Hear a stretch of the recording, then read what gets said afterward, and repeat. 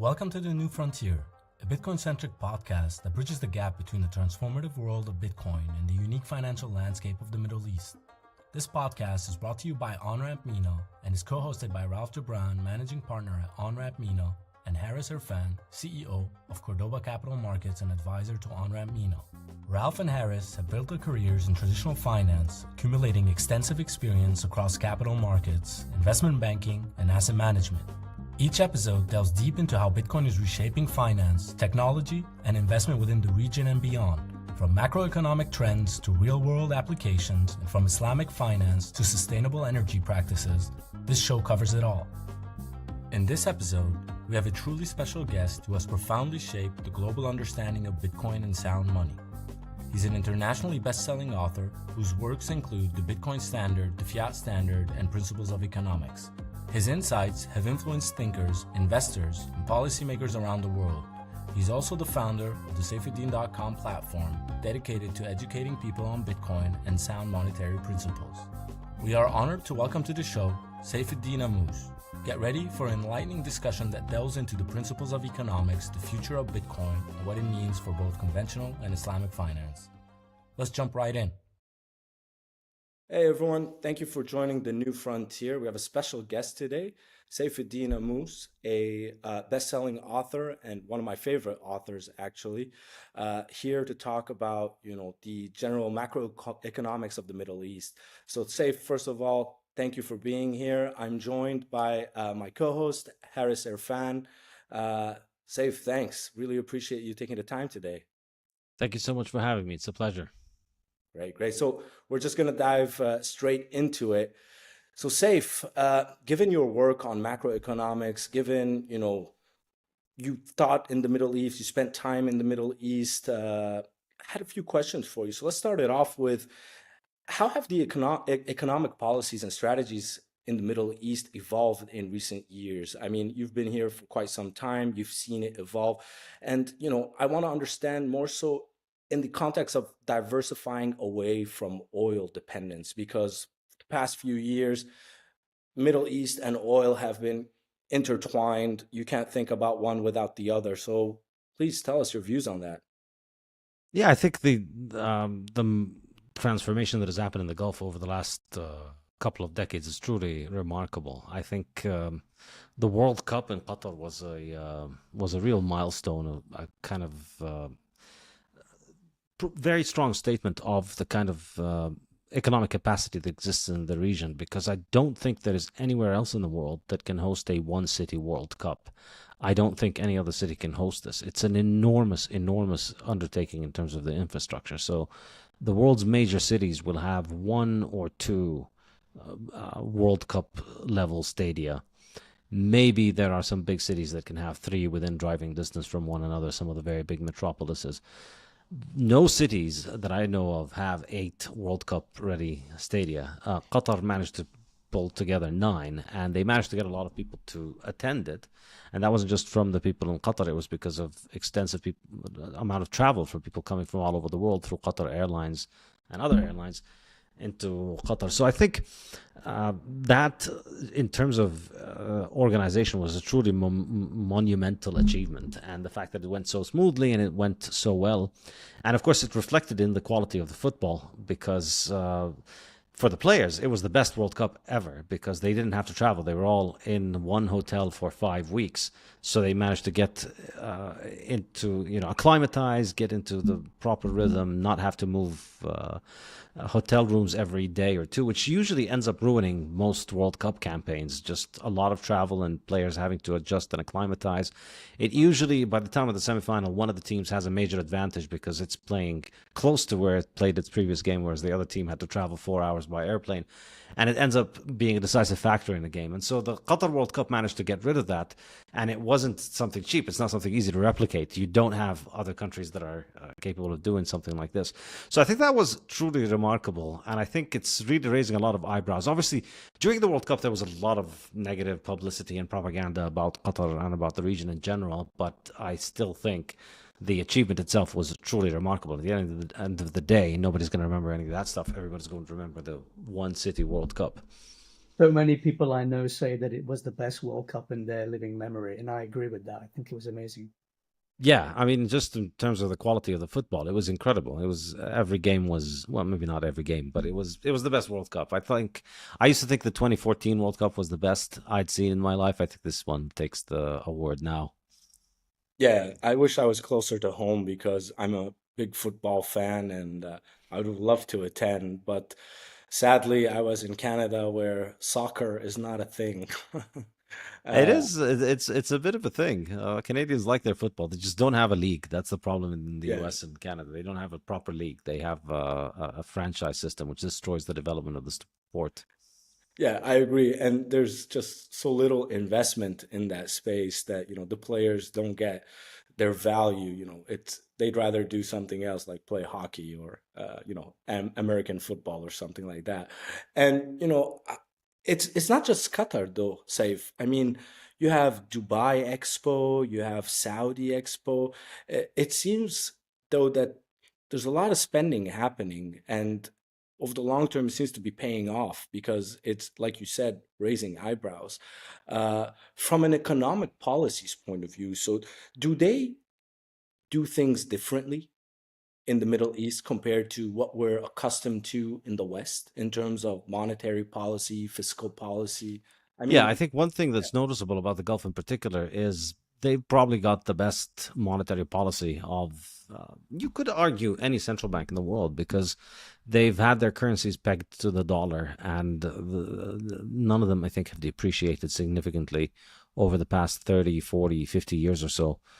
And they've managed to maintain that, effectively saying that they're not making any money from seigniorage. So inflation is not a source of income for the Gulf economies. They charge some taxes, very little taxes, but generally they leave people alone and they have an enormous amount of economic freedom. I think if you were to objectively assess the economic freedom in the Arab Gulf versus Europe and the US today, I think it's a lot freer in the aspects that matter the most, particularly taxation and inflation. So, still, of course, they import the inflation from the West because the dollar is an inflationary currency and they're pegged to the dollar. They have to be pegged to the dollar almost. Well, they don't have to, but now we have Bitcoin. We're going to get to that. But given the restraints of knowing that you have to use a dollar based system, they've done as good as you can expect. The currencies haven't devalued. Taxes are very low. And I think what's truly remarkable now, as you see that across the West, security is breaking down pretty much everywhere, and the West is becoming less and less secure.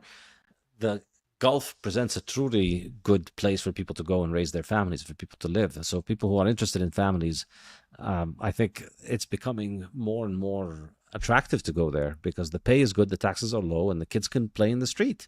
Very few places left in the world where kids can just go wander out in the streets and play on their own. So I think this is truly remarkable. And the way that I see it, the way that I try and the way that I understand this remarkable transformation that these places have witnessed, I think it's down to the fact that this is essentially a government that is in the market for a population.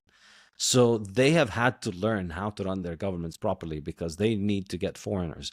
All of these economies depend heavily on foreigners. And that means they're constantly trying to get the best deal out of the foreigners that they get and constantly trying to offer a better deal to the foreigners that they get. So I think this is similar to what you see in terms of markets. If there's a firm that has a monopoly on its customers, if you have the only gas station in a town or the only hospital in a town, and by law nobody else can open another hospital, you have a captive population, and then you start neglecting the quality and focusing on how you can maximize the revenue that you can get from this captive market. Whereas in a situation where you have to compete for customers, you need to constantly be offering a better deal than other people. So the Gulf, I think, since most of these countries, or I think all of the countries, have a majority of their population that is actually foreign, not local, they've developed extremely good institutions to try and attract people. Because why would people want to go live in a country that is not theirs unless it offered a very compelling package? And so I think this has helped them maintain this kind of competitive edge by constantly um, maintaining an attractive package for foreigners to come. And now you see people from all over the world coming. It's not just cheap labor, it's very expensive labor as well. And it's some of the most high-skilled people want to move to these parts of the world because they've got a much better deal going on. I also think my other hobby horse is to talk about monarchy. I'm a big fan of monarchy.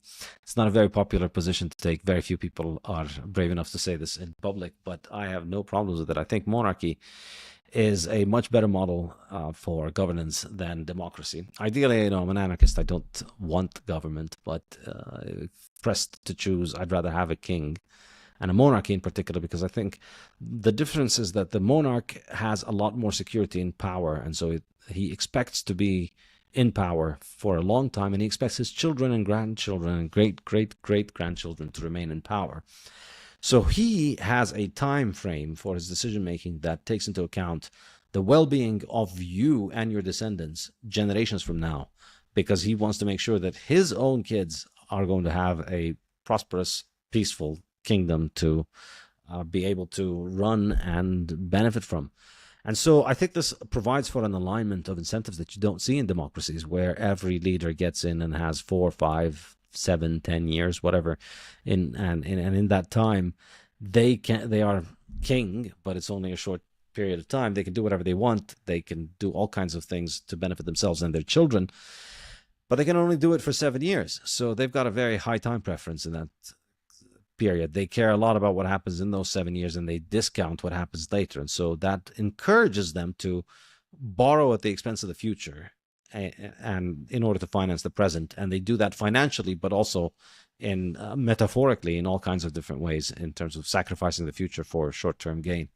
So I think this, and I think the Arab Gulf is a great advertisement for monarchies, and you compare them to Arab countries that are not monarchies, and you see very stark differences that I think should give a lot of the intellectuals in the Arab world a lot more to think about than they usually do. Very few people like to say the pro-monarchy line, but even monarchs, people who are pro-monarchy try and justify it by appealing to constitutionalism and appealing to parliamentary reforms, and that, well, we're striving toward a democratic ideal. But I think I'm unapologetically pro-monarchy in a strict sense, in the sense of the more decision-making is concentrated in an individual, the better he's able to carry out decisions. But I'd say the key thing for the success of this model, the way I understand it, is that you need to have a respect for the right of people to exit or secede.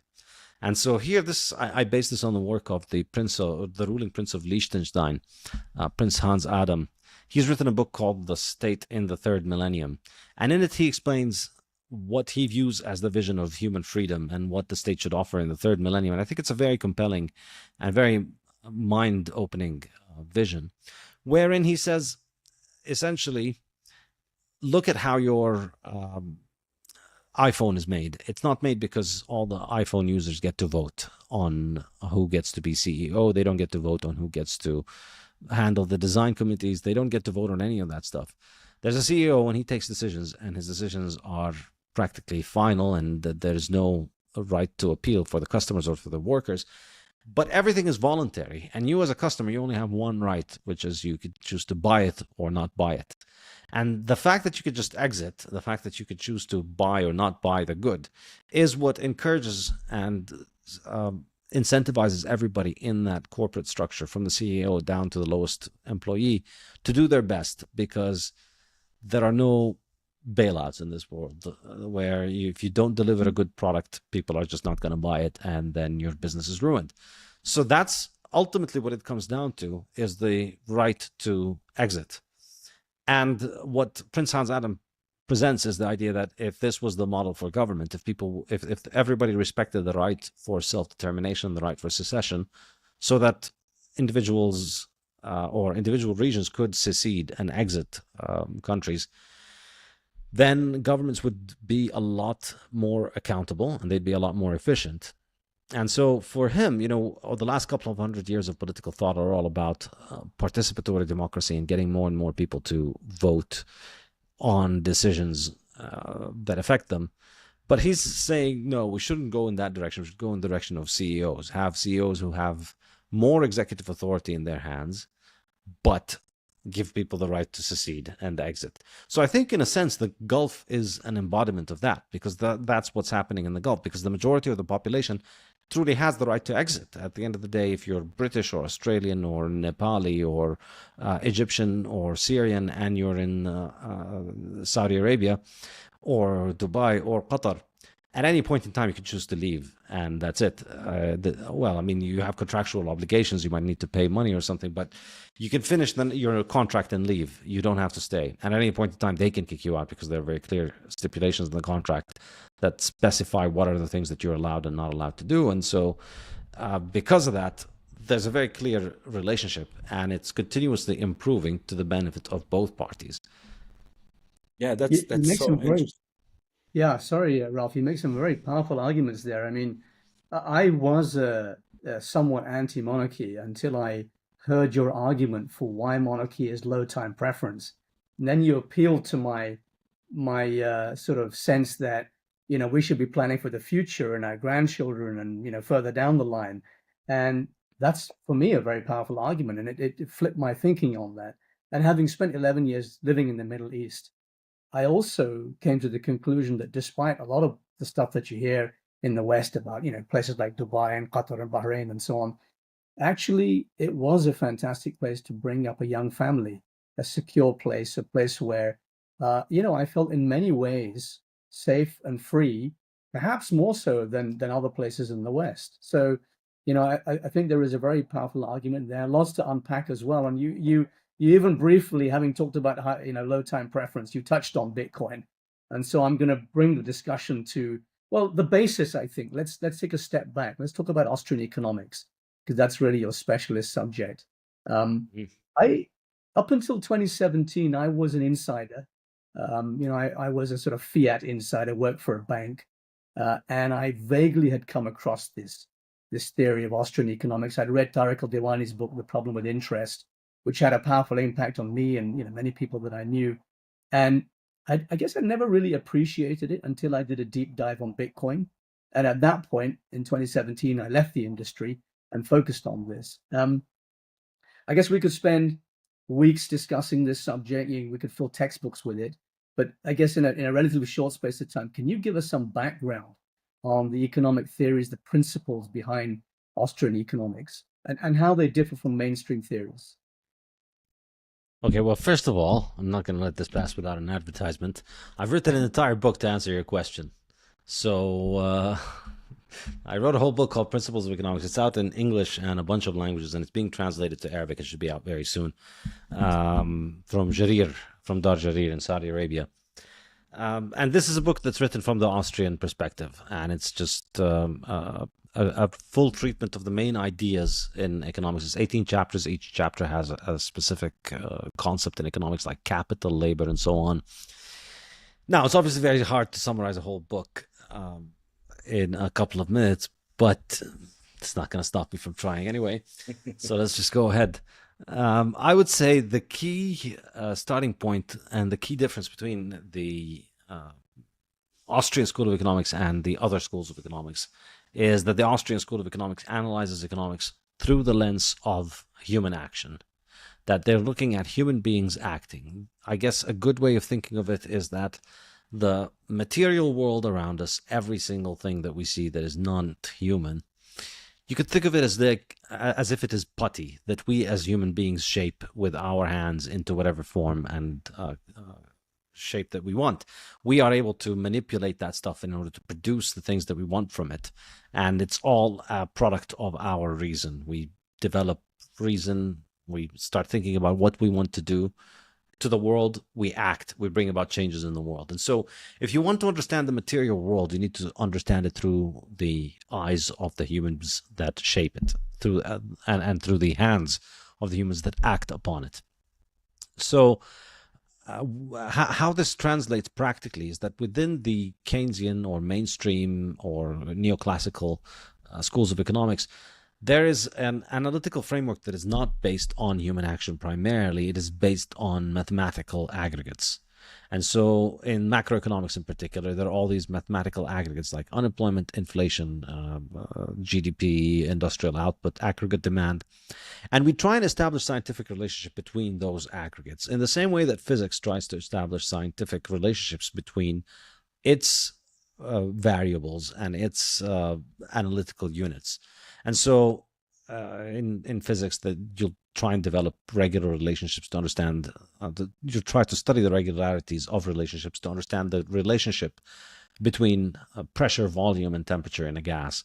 And similarly in macroeconomics, they ape the traditions of science by trying to apply that into onto the question of economics in a macro sense. And so they imagine that if we just study GDP and unemployment and industrial output and inflation and all those things hard enough, then we're going to be able to uncover the physical laws of the universe that govern these metrics. And that for the Austrian is pseudoscience. That for the Austrian is invalid methodologically. And so you may as well be using tarot cards, because these aggregates are made up in our mind and we are measuring certain phenomena. And there is no reason that the phenomena that we are able to measure through whatever incomplete and imperfect statistical office technique applied by government agencies, there's no reason to assume that the universe has to bend to these fake aggregates that we make. And the reason for that, there are many reasons, and Hayek gets into a lot of philosophical stuff about the discussion of this, but ultimately the really precise answer is what Mises specifies, which is that the reason that you cannot do that in the economic sciences is because in the natural sciences, you have constants. You have physical constants that you're able to establish. You're able to measure what is a meter and what is an inch and what is a second and what is a Kelvin temperature or centigrade or speed or all of these things. There are all these metrics for them that you're able to measure and reproduce between different locations and between different people. But in economics, there is no such constant with which to measure things, because all things are valued in the human mind. And so this brings us to the perhaps the main starting axiom of Austrian economics, which is the idea that value is subjective. And that's where the Austrians differ from others. So the others think that valuation is something that you can calculate, whereas for the Austrians, valuation is something that is subjective, it is constantly changing, and it is marginal. And this is the key term, meaning that it is always determined at the margin, at the place and time where the process of valuation is taking place. Value is not something that is inherent in goods. So if you assume that value is something that is inherent in good and that you can calculate it, then you can come up with all kinds of amazing equations and models and mathematical ways of representing economic phenomena, which can get you incredibly boring jobs in academia or more lucrative jobs in banking. But let's face it, they don't really do an accurate job of describing how the world actually works quantitatively, because it's just... again, for the issue that I mentioned, which is that there are no constants. So you're constantly trying to create relationships or trying to examine relationships that don't necessarily exist. Because ultimately what is shaping what is happening to all of your statistics and to all of your theories and to all of the metrics that you're counting, what is shaping it is human beings acting. And human beings are not an inert gas. Human beings have their own will, and they have the ability to give value to things. And so it is their action that shapes everything. It is not an inanimate object. It is something that has a soul, has a will of its own. And so it acts on the world, it understands the world, and it brings about changes in the world. And so these are the causative factors in reality. And the regularities that you might see in social phenomena, you can see those things, you can establish them, you can see how they can be made, and you can see the degree of reliability of them. But you'll never be able to establish the same kind of reliability that you do with scientific experimentation, like with gases or physical objects, where you can determine with extreme precision, say, deliver a projectile to a particular distance, because you're able to calculate those things precisely, but you don't have that in Austrian economics. So this is a little bit too much on the methodology, and that's basically chapter 1. So we still have 17 more chapters. Let's see how far we can get along. But I'll putting the methodology aside and focusing on the practical implications of this form of economics. I'd say perhaps the most practically important way in which they differ from the mainstream economics is on the question of money. Because for everybody else, money is whatever the state says is. And the only question that an economist needs to bother his little brains with is the question of how do we get the government to manage money best, according to some desirable moral subjective outcome that whichever school of economics has. So whether it's for the good of the workers or the good of the GDP or the good of the nation or whatever it is, the only question is how do we get the government to manage that money properly? And the Austrians are completely heretic on this question because their whole point is that they just want to get that guy asking the question about how do we manage the money. They want to get him away from your money, from our money. That's essentially the perspective from the Austrian school is how do we stop people trying to manage money, because money is a creation of the market. And so the same critique that you would get from a free market economist on why you wouldn't want a central planning board to handle, say, the potato market or the car market or any kind of market, and why you'd rather have a free market that with free entry and exit of firms, the same critique would apply to the question of money. You wouldn't want the government to decide what money is, because when they do that, then they end up bastardizing the money. They end up inflating the supply. They mix the metals with cheap metals, or they print more money, and then they suspend the redeemability of money for gold. And they create all kinds of problems. So from the Austrian perspective, it's just this completely alternative understanding of reality to the mainstream economists, where the mainstream economists think of themselves as the firefighters that are helping bring down the fire, whereas the Austrians are just out there saying these guys are the arsonists. And for most arsonists, they don't realize they're the arsonists, so they find it completely insane that they think they're putting out a fire. They're just pouring gasoline onto this. They're thinking they're helping, and then all these crazy people are telling them, don't pour gasoline on the fire, you're making it worse. So this is kind of, I would say, the root of the misunderstanding between the two schools. So, I mean, there's a danger that I might now describe the central bankers of the Middle East as arsonists, and I don't want to do that. But do you think there is a future in which economic policies in the Middle East might be determined by and led by Austrian economics? I think so, because I think there's a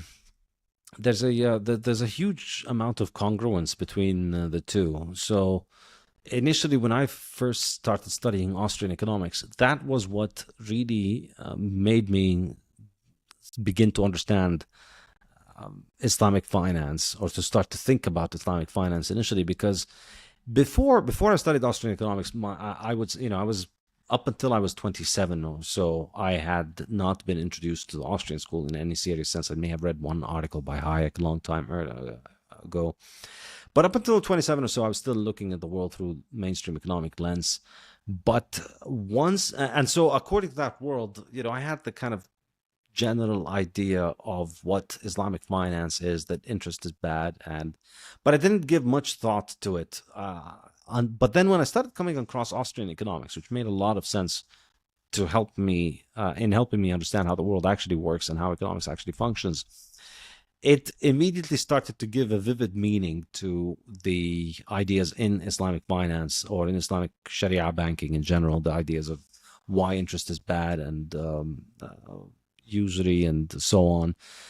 And I would say the Austrians would disagree with this. So like the Rothbard and Mises have written extensively on the problems of on why interest is necessary in an economy, and why trying to ban interest is counterproductive.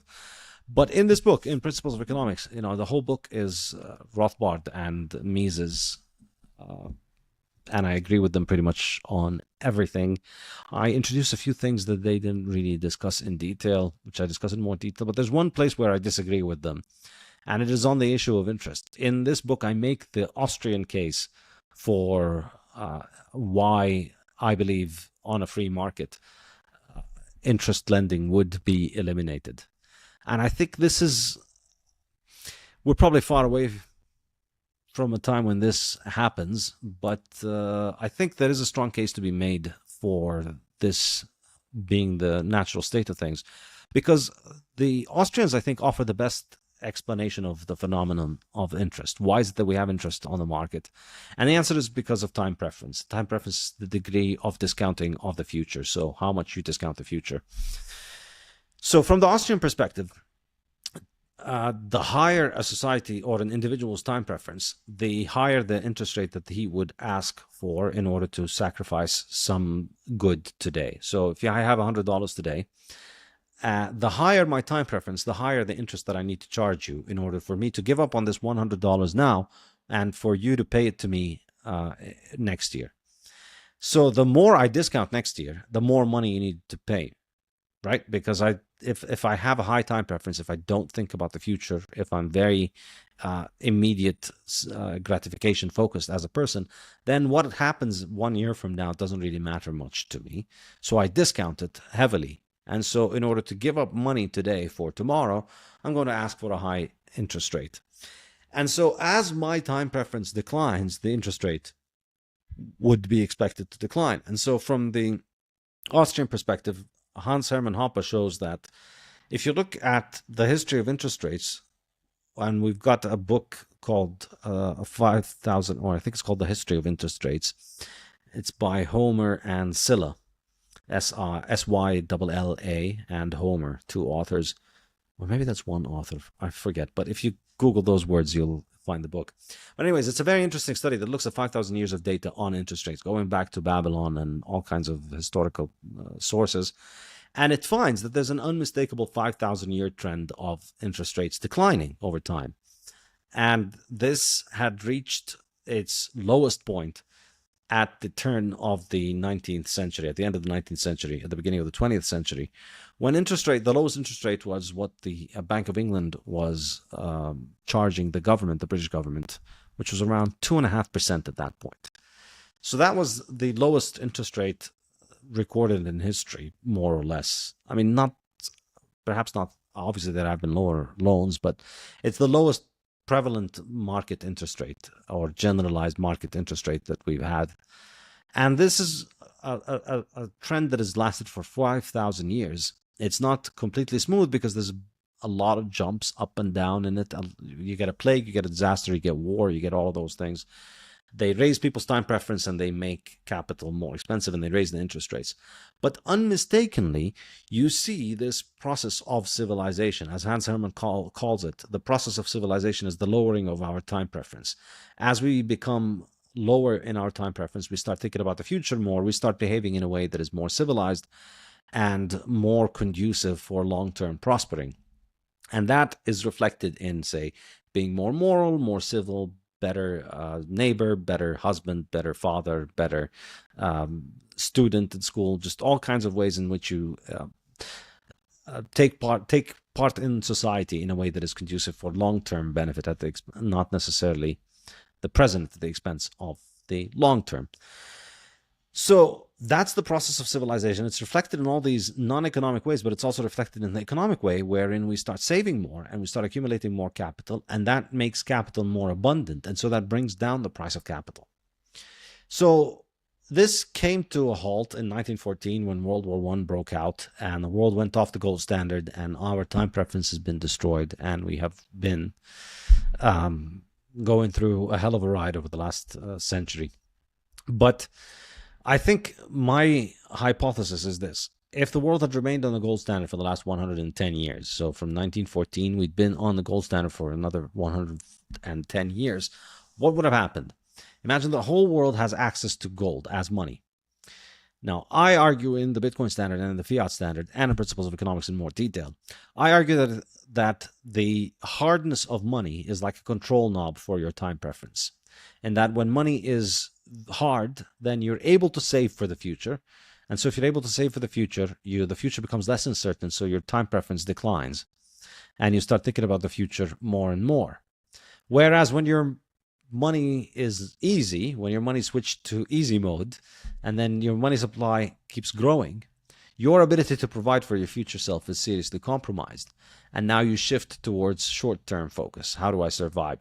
You see an extreme version of this in hyperinflation scenarios. In hyperinflation, people are living day to day, and they start figuratively and literally eating the seed corn of the future, the food that they should be growing for next season. They have no choice but to eat it today because there will be no next year if you don't eat it today. They cut down tree-bearing fruits for warmth in the winter. And so that's high time preference. That's prioritizing the present at the expense of the future. And when we destroy the money, we raise our time preference enormously. And I think history shows this all throughout. You see it when wars break out, the currency collapses, people's time preference goes up. Anything happens to the currency, time preference shoots through the roof. So imagine if the last 110 years we'd remained on a gold standard. So everybody in the world has the ability to save in a money that does not get easily debased. The money supply under the gold standard increases are only around 1.5% per year. So imagine 110 years, everybody on Earth in the last 110 years has been robbed by inflation. Everywhere in the world, your currency has been destroyed in terms of its value. It's not at 1% of the value that it had. So if your grandfather, great-grandfather 110 years ago, if he bought some money and he put it aside for you, in any form of money, it would have lost value significantly over the last 110 years. Now imagine if it was gaining value every year. And imagine there was peace, there was no war, and the world continued to grow the amount of capital that we have, increase the availability of capital, and make more capital abundant. What's going to happen to the price of capital? What's going to happen to the interest rate? What's going to happen to time preference? Time preference is going to decline. The interest rate is going to decline. The price of capital is going to decline. Eventually, the price of capital is going to decline below the cost of storing capital. At which point, as a capital owner, it's profitable for you to lend at a nominal interest rate of 0. Because let's say the cost of storing capital is, say, 1% per year. Then if the market interest rate is 1%, then you're going to happily lend to any person who charges you, who asks for a 0% loan, because he's saving you the 1% that you would have paid. So eventually the interest rate, the time preference continues to decline. We become more and more civilized, more virtuous, more moral, as we accumulate more and more capital, to the point where the natural market interest rate drops to 0. The people have so much capital, and everybody is so trustworthy, and everybody's so honest, and everybody is so future-oriented, that there's never an issue of securing capital for anybody.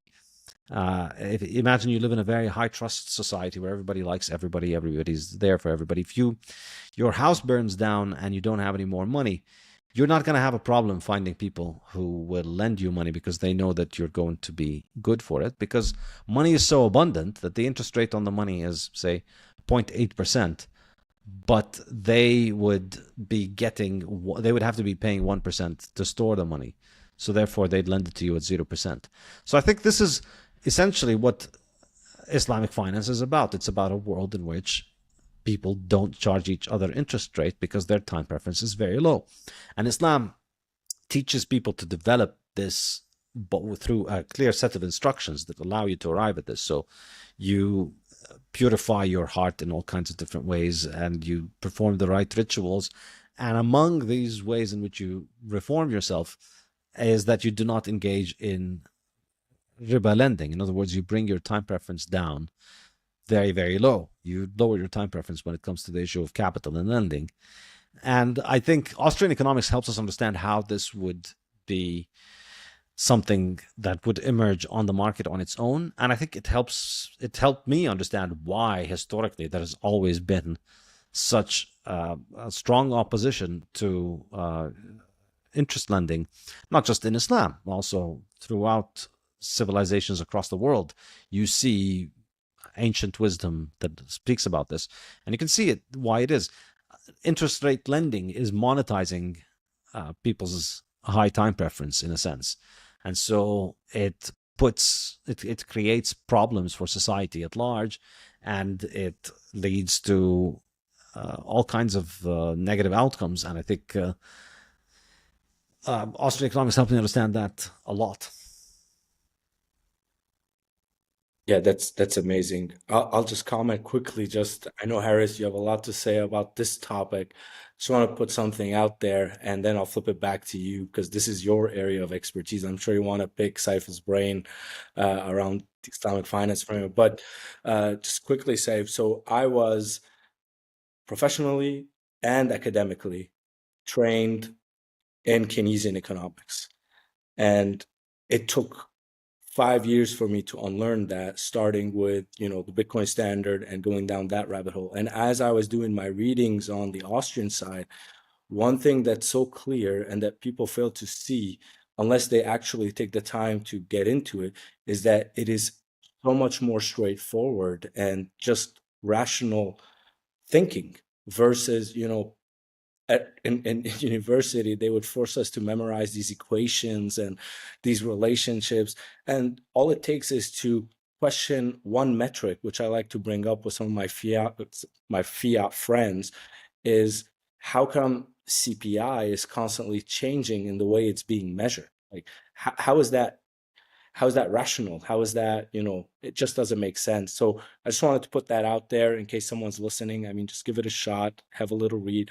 Saif's book, Principle of Economics, is one of the easier ones, if not the easiest to absorb this type of content, because going backwards, trying to read Mises and Hayek and Rothbard is, a bit more difficult than, streamline economic text. But I'll stop there. Harris, I'll let you go at it. I know you have a lot of questions. Let's take a moment to talk about Onramp MENA. As a driving force behind the new frontier, Onramp MENA offers best-in-class education and advisory services for Bitcoin accumulation strategy and custody. Our expert team specializes in crafting tailored Bitcoin strategies and providing recommendations that ensure your assets are both secure and accessible. Book a consultation with Onramp MENA today to take the first step towards securing your financial future with Bitcoin. Visit our website at onrampmena.com to learn more and schedule your consultation. And now, let's get back to the show. Yeah, sure. I mean, thank you, Saif, for some really a very interesting take on the intersection between Austrian economics and the Islamic economic model. And I'm fascinated to know more about the case that you make for Austrian economics with no interest. But let's put that to one side for now, because I think we are gradually leading towards a discussion specifically on Bitcoin, because that's a sort of natural progression of what we're discussing right now. And I can certainly see Bitcoin fitting into a framework for Islamic finance, because, like you, I see that intersection between Austrian principles and the Islamic economic model. And I think that Islamic finance would reach its sort of ultimate goal if it had a sound monetary base. What do you think? What sort of potential do you think Bitcoin holds for Islamic finance in this regard? So I think the most obvious answer to this question is on an individual level. I think only really when I wrote the fiat standard, when I really got into studying how the fiat monetary system works, did it really occur to me just how haram fiat money really is. I mean, you vaguely always know that it is haram money because it's government and it's not gold, and money in Islam is supposed to be gold. So you get the sense that it is haram, but it's not something that, we live in a world in which the sheikhs are constantly calling everything haram. So it doesn't seem to be that profound when you say, oh, that's just another thing that sheikhs are going to call haram now. But then you actually think about how the fiat monetary system works and you realize, my God, this is haram at every level. I mean, it's got haram baked in at the protocol level, as they say in engineering terms, that it's because even if you're just using paper money, even if you don't even use the bank, if you just get paid in cash and you only spend cash, well, that cash is not the money itself. That cash is a receipt for digital money. Fiat money is digital money. And the paper you have is like a physical receipt for the digital money that allows you to get on the government's digital network, essentially. And the way that that money is created, whether you like it or not, is that that money is created through riba, through usurious lending. So the government creates loans, or the government issues bonds, central bank buys the bonds, or banks issue deposits to borrowers. When a new loan is made, new money is created. So the printer then prints that money into existence, but the money is created when the debt is created. So at every level of the creation of the fiat money, you have riba. So you are a partner in riba at every point. So from a personal perspective, just simply realizing this should encourage, I believe, any honest Muslim to really try and take the fiat out of their life as much as possible. And I think this is now, I mean, I'm not a sheikh, but I think you could make a very strong argument that at this point, it's not just that Bitcoin is halal and fiat is haram. I think you could even say that Bitcoin is fard, that Bitcoin is a duty of a Muslim to get into it, because the argument for using fiat money is, I would say, similar to the argument for eating pork if you were on a deserted island. If you find yourself if you get shipwrecked, you're on an island, there's nothing to eat on this island except wild boars, then, and you find yourself that you're going to really starve and there's nothing else to eat, then I presume most sheikhs would say it would be halal for you to eat the pork to survive. So you could make that argument perhaps for the fiat monetary system, because it is so pervasive in our life. It is so important. You need money to be part of the world economy. And if you're not part of the world economy, if you try and live without it, you're going to suffer massively. So you could make the argument that in order for us to survive in the modern world, you need to use government fiat money. And so in the same way that you need to survive on that island by eating pig, you need to survive in this modern fiat world by using fiat money. But then what happens one day if a cow shows up on that island? And then you find that actually you get to a place where there are 10,000 cows just roaming freely. Now, is it still halal for you to be eating the pig? I don't think so. And I think the same thing happens here with Bitcoin, because Bitcoin now offers you an alternative to the dollar, an alternative to fiat money, which allows you to get your wealth out of riba and not be part of usurious lending, because there's no usurious lending taking place when Bitcoin is created. Bitcoin is a commodity that's created through a process of mining, similar to the mining of gold.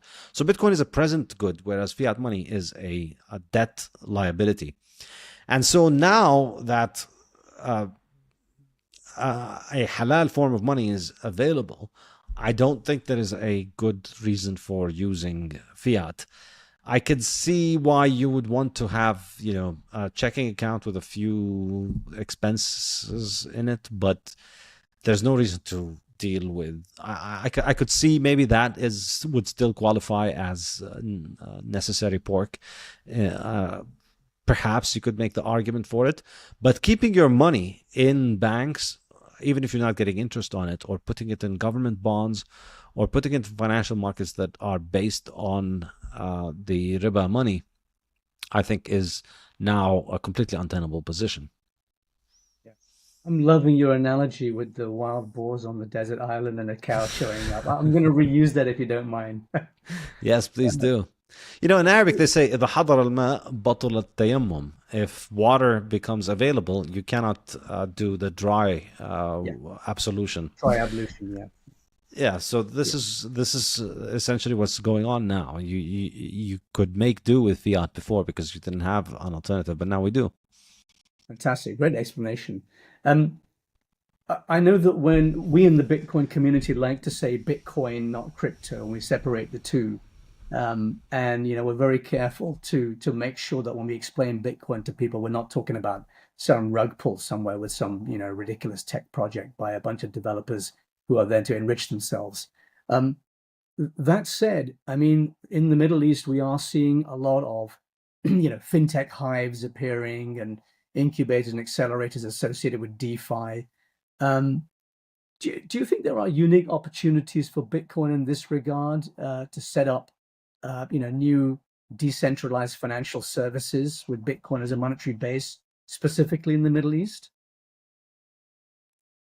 I certainly hope so. I think this is really likely going to be a long-term opportunity that I see at a certain point flipping into a much more aggressive growth phase. I just think that something needs to click at a certain point. But at this point, I think the difficulty of distinguishing between Bitcoin and crypto and trying to discern the difference between Bitcoin and crypto is still pretty large.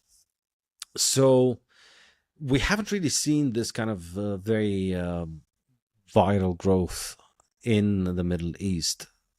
To some extent, you do see it here and there, but I still think, it's still at a point where a small number of people do it and they're not very vocal about it when they do it.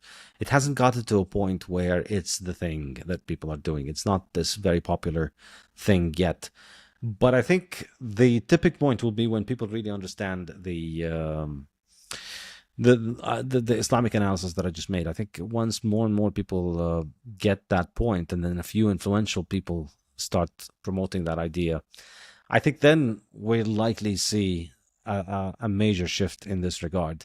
But until then, the nice thing about Bitcoin, of course, is that it still works whether a lot of people join or not. So it's already one of the 10 biggest currencies in the world, I think, by capitalization at this point. Definitely it really biggest. does work. It actually works. I'll give you one example. I tried to make donations into Gaza for relief work on the ground, and I couldn't do it through the normal banking rails. It doesn't matter what currency it was, payments just get blocked. And the only way that one can get money into Gaza is through Bitcoin. And there are individuals on the ground who can use that money to buy essential goods and services. So it really does work, which kind of leads me on to another question, actually, just regarding geopolitical events in the Middle East.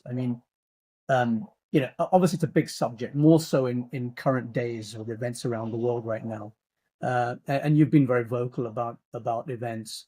But I just wondered whether, Bitcoin has proven to be a useful tool in this regard and facilitating work in places like Gaza. How has it been utilized? What's its impact been on the ground? How do these geopolitical events in the Middle East influence economic stability and growth in the region? Yeah, I think that's a great example. And I think that's also another reason why people eventually, I think, in our region are going to wake up to this, because on top of the halal issue that we mentioned is the fact that a lot of people in this region are on the wrong side of the financial authorities of the world. And so they get their accounts frozen and they get their central banks shut down and have their reserves confiscated, and you get sanctions and you get war zones and you get all kinds of horrific things. And a lot of these people are turning to Bitcoin. You see it in Syria, you see it in Gaza, you see it in all over the region. You see more and more of this happening because it works. Because even in Gaza, this is truly remarkable, because Israel is doing everything it can to kill as many people as it can and to make life as impossible as possible. To make life impossible, I should say, for people in Gaza for the future. And yet Bitcoin continues to work and continues to survive because it's a form of money that you can use into and out of the country. And even in the middle of the war zone, people are still able to use it. It's a very, very powerful tool because it's money at the end of the day, and everybody needs money. Everybody needs to access the division of labor that money allows us to access. And Bitcoin just gives you that anywhere, anytime. And the technical requirement, I think people still have this idea that, it's a digital thing, so it works with the computer. So, once the power goes off, then my Bitcoins are gone. It doesn't work that way. Bitcoin doesn't it's not a game. It's not Super Mario on your computer where if you don't save and the electricity goes, then your mushrooms are gone. That's not how it works. It's Super Mario on thousands and thousands of computers all over the world. So your mushrooms are safe. You're not going to be rugged. There is no single piece of authority. There's no single authority behind it. There's no central authority that can decide to take your coins from it. So it's a very, very robust system, to the point where your ability to access the network is immaterial to the safety of your coins. So even if you're unable to access it for a few hours or days through emergencies, you still have your savings there, and as soon as you can access them, they're yours. and it's unstoppable. There's no way that anybody can stop you from using it. You just need any kind of machine that can access the internet. And I think Gaza is just a great advertisement for the resilience of technology today, that even in all of this stuff, people still find ways of making electricity. People still find ways of charging their phone. People still find ways of accessing social media, and people still find ways of communicating with one another. And they still find ways of accessing their Bitcoin. They do it in Gaza every day. And so check out Bitcoin for Palestine. They've been organizing incredible amount of relief work just from donations of people on Twitter. So this is truly remarkable, and I think it's going to open a lot more people's eyes to the true power of this technology, because a lot of people are sympathetic, but as you said, they can't find a way of sending money that's working, because Zionist authorities all over the world don't want this stuff to happen, don't want relief to go to Gaza. Yeah, true testament of Bitcoin's ability to, protect your ability to transact. Saif, wanted to switch it over a little bit. I mean, we mentioned how the region adoption is a bit lacking compared to, for example, the West, and there is a bright future. So we at Onramp MENA are here to help with that from an educational point of view. Now, one thing I noticed in Dubai, for example, in the UAE, is that the youth is very comfortable with the underlying tech itself. You don't have to explain concepts like hashes, blockchains, etc. I think where it's lacking is the understanding of sound money and its principles. And I think once we can unlock that, I think we're more likely to see a rise in Bitcoin adoption within the region, on top of the Islamic Sharia compliance it provides. I want to turn the attention to, so I know you've spent time in Lebanon. Lebanon is one of those countries, for those who are listening, that's going through hyperinflation, capital controls. I mean, myself, my family, my friends, I'm sure you have a lot of people as well that have been affected by this situation, Saif. And I'm wondering, in Lebanon, it seems that Bitcoin adoption is also lacking, even though the system has turned against the people itself. Do you think Bitcoin could solve for that if more people, what's stopping them from adopting it? Like, what are your views on that? I think I think one aspect of it is that Bitcoin is just not easy to understand. There's a technical effort that needs to be put into understanding it, and I think it's really tempting.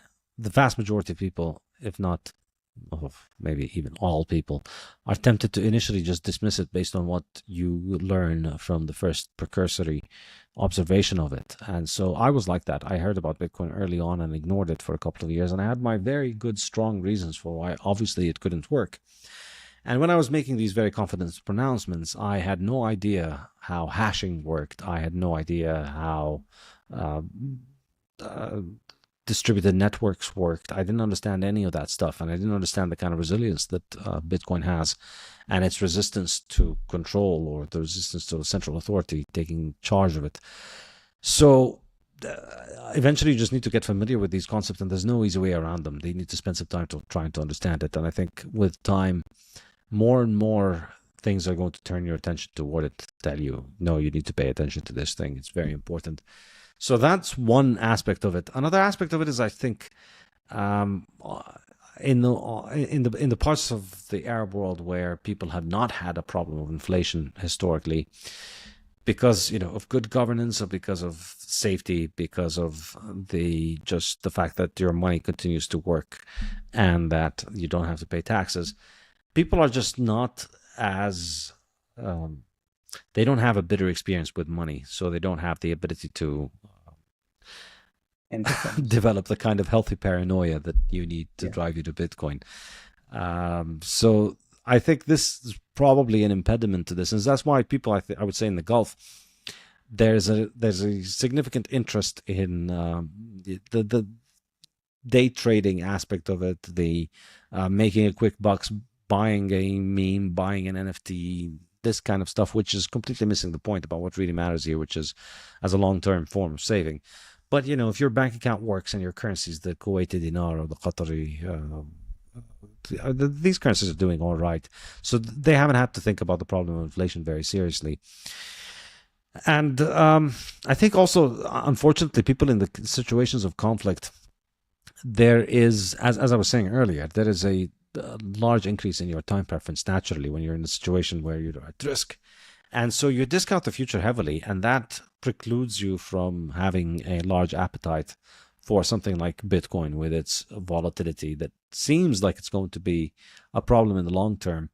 But in order to be able to stomach it, you need to commit to it to the long term. So I think intellectually and financially, your time preference rises in these situations of conflict that you've become unable to really get into Bitcoin. And in these situations, sometimes people will use Bitcoin, but it will be transactional. You use it to get your money out of a country. You buy something, you take the thing with you, or you sell something, you take the money in Bitcoin, you leave the country with the Bitcoin, and then you cash out the Bitcoin into something else. But that's not going to be the best setting for developing a long-term saving plan with Bitcoin, which I think is what really matters and what people should really be after. So I think it seems like maybe being in conflict might not be very conducive for this. It's conducive to hearing about Bitcoin, trying it out, using it for payments, maybe using a stable coin. But in terms of long-term saving plan in Bitcoin, not very conducive. So maybe there is a happy medium, not Lebanon, not Qatar. You need to be somewhere like, say, the US, France, in order for you to have the right amount of experience, so that your time preference is low enough that you can get Bitcoin, but at the same time your currency and your government is bad enough that you are feeling the pain in your pocket and need to look into Bitcoin. That's so interesting. I love that description. Another question, since we're on topic of the Middle East real fast, Bitcoin mining and the energy of the Middle East. I mean, right now, states like Texas are dominating when it comes to Bitcoin mining. I think they've taken the vast majority of hash rate globally. And it seems that the Arab world is lacking when it comes to integrating Bitcoin mining into their energy grid. They have huge amounts of solar irradiance. They have lots of oil, gas that they can flare. What are your thoughts on that? What do you think the game theory is going to be like? Do you think we'll see a world where mining gets more and more centralized within the Middle East, actually? I don't really have solid predictions about this. I will say I don't. People like to say that mining has geopolitical importance, that it is a race and who can accumulate more hash rate. I don't think that is the case, and I'm hesitant to use that pitch. I think a lot of people try and use that in order to promote Bitcoin. That Bitcoin is the next big thing, so you need to build your own mining farms, and you don't. You don't need to be a miner of Bitcoin in order to use Bitcoin. In fact, Bitcoin is optimized for the holder, not for the miner. Bitcoin is, by dint of being money, Bitcoin is designed to offer the miner a horrific experience. If mining Bitcoin was easy and fun and profit, then Bitcoin would be an industrial commodity that would have enormous quantities and it wouldn't work as money. So the most important technical feature of Bitcoin, which I discuss in depth in the Bitcoin Standard, which I think is truly the technical innovation that made Bitcoin possible, because everything else in Bitcoin was there before, that is difficulty adjustment. It was when you added the magic sauce of difficulty adjustment to all of these pre-existing technology and put them together, that's when they all managed to click together and work. And so what the difficulty adjustment does is that it ensures that the supply of Bitcoin is being produced in a decentralized way. So there's no central authority that decides how many Bitcoins get produced. Anybody can join it, and yet the output does not change. So the output from the mining process is now at 450 Bitcoins per day.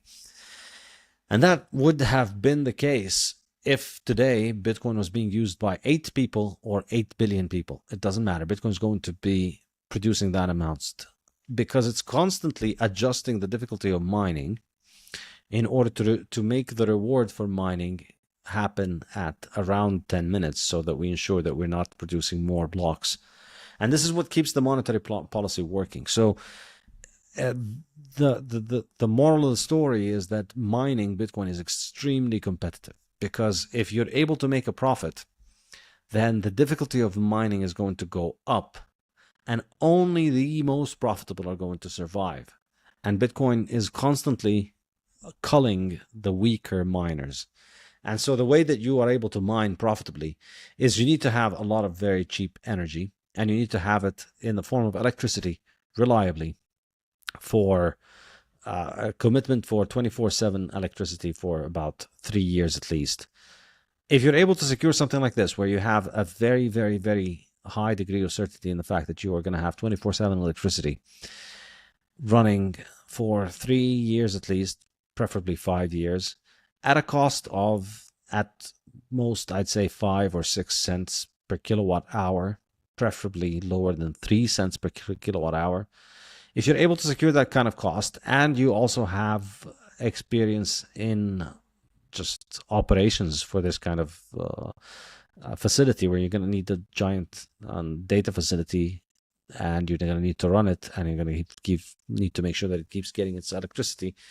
If you have a competence in this field of business and you have very cheap electricity, then you should think about getting into mining. Otherwise, it's not a good idea. You need to have very, very, very cheap electricity. You need to have ability to build mining facilities if you want to mine at scale. Of course, if you want to mine at small scale, if you have, say, free electricity at home, which maybe a lot of people in the Gulf do, or at least very cheap electricity, then yeah, it makes sense to get one miner. But it is loud, so you want to put it somewhere away from the house and just keep it running. But ultimately, really, it's important to separate the real value of Bitcoin from the mining business. The mining business is just a business like any other, like growing bananas, like selling cars, like making computers. There's an industry, there are people out there who are doing it. You need to do it better than those people, or as good as those people, offer some kind of advantage, have some kind of advantage that allows you to compete and survive on the market. And if you're mining Bitcoin and you make a profit mining Bitcoin, but you then sell the Bitcoin in order to keep a fiat profit, you clowned yourself likely, because you're really missing out. Because even if you make money in this, you're missing out on just holding on to the Bitcoin. That's what really matters. So for me, what matters is the ability to hold Bitcoin. You need to hold Bitcoin for the long term. That's the real opportunity. The real opportunity is that you have a form of money whose supply increases at only currently 0.8%, and that's going to only go down over time. So this is the real value proposition, and this supply of money has less than a 0.5% penetration rate on the market for monies. And I would expect that it's going to go up. And the only way for it to go up in terms of its market valuation is for the price to rise, because we can't just make more Bitcoin for everybody. They're going to have to come and share all the Bitcoins that exist. So this is a great opportunity to get in right now. That's where the real value is. Don't think about mining as a way of securing cheaper Bitcoin. I would guess, from my experience talking to just random Bitcoiners that I've met through the years, and I've met a lot of Bitcoiners, I would say more people lose Satoshis mining than they gain it. So you get into it thinking, okay, well, I'm just going to get this miner and I'm going to hook it into my house and I'm going to make more Bitcoin. And then you pay for the miner, and then if you run the numbers, you run it for 5 years, and then if you run the numbers back and you think, well, if I just took the sum of money that I paid for the miner and bought Bitcoin with it, and then bought Bitcoin with all the bills of electricity that I paid and all the operational costs of the miners, I would have more Satoshis. I think a majority of people would answer the question with yes, that it would have been more profitable for them to just buy Satoshis. So only get into mining if you have things that I mentioned, very cheap electricity. And if you want to do it at scale, you need to have some kind of very clear idea about how to host those miners and build a facility that can handle them for a very long time. It's not something you want to do in the last minute, just buy the miners and then look around for a place. You need to have a very clear plan, and you need to have very long-term focus on it. But in the Gulf, I'd say obviously there's a huge opportunity because of the enormous amount of oil fields with stranded gas that would make a great deal for mining because it's flared gas. And so this is gas that, most oil companies pay to have people safely dispose it and get rid of it. And now you can just turn it into Bitcoins. So I would recommend looking into that if you're in the business. Of course, there's also there's an added cost in the region, which is that there's a lot of dust, as you know, in most of the Gulf. And so that gets into the data centers and gets into the machines. And so it requires more cleaning and maintenance. So something to keep in mind. Very interesting. I feel like we could talk, for hours and hours, and I'm mindful of your time. So from me, I'm going to ask a couple more questions to finish off. The first is regarding education. You're kind of an academic institution by yourself, and people can find out more about what you do at saifedean.com. But I'm thinking from the point of view of academic institutions in general. Have you taken any steps to influence how they teach economics and their economic curricula? Is that something that you do, or something that you focus on? And what impact do you hope to achieve through your work, educational efforts and through saifedean.com and other initiatives? For me, the main thing was that it allowed me, leaving academia and working independently online was the obvious choice for me because it was just a much more productive way of doing teaching. And in my case, they had the added incentive for the fact that my ideas were just not a good fit with academia, as it is dominant today. So it makes a lot more sense for me to just try and teach online. And for me, I think the ability to reach people directly, I'd say, is something that is a blessing that I had because of the success of my first book, that it developed some kind of an audience all over the world that is interested in the ideas of Austrian economics. And, they got in because they saw Bitcoin in the title, and then they read it and they heard about an Austrian school.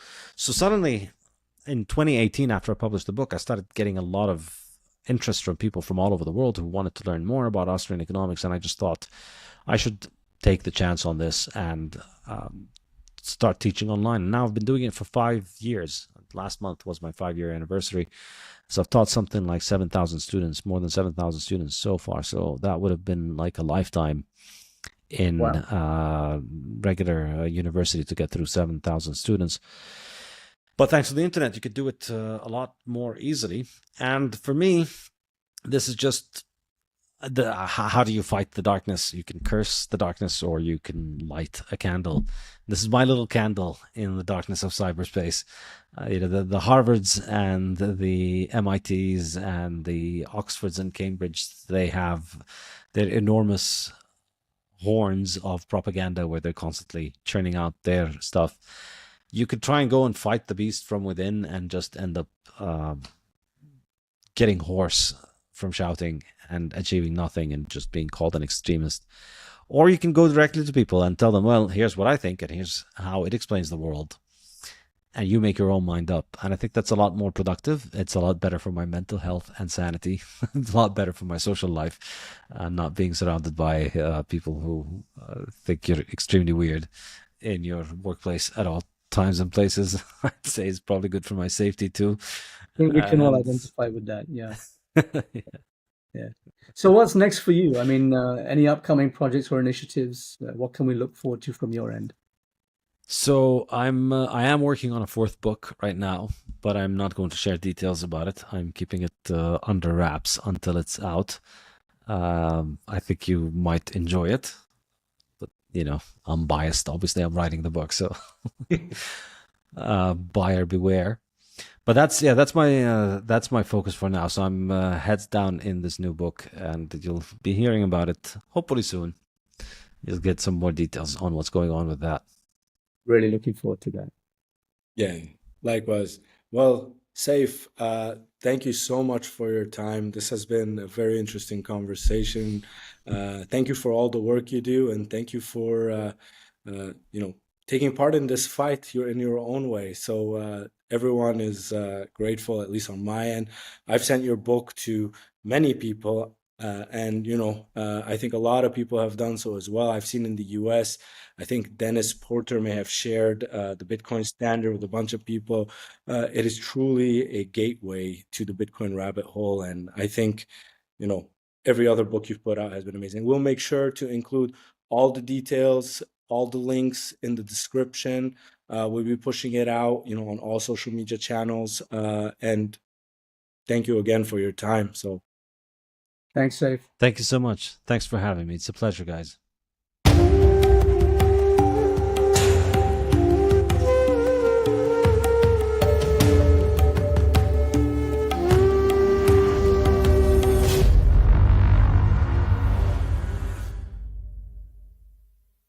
Thanks for listening. If you found the content valuable, please make sure to share with a friend and subscribe on your favorite podcast platform. Before we finish, a quick reminder that the content provided is for informational and entertainment purposes only, and nothing should be construed as investment or legal advice. Regardless of where you are on your Bitcoin journey, we'd love to hear from you. Visit onrampmena.com to schedule a consultation.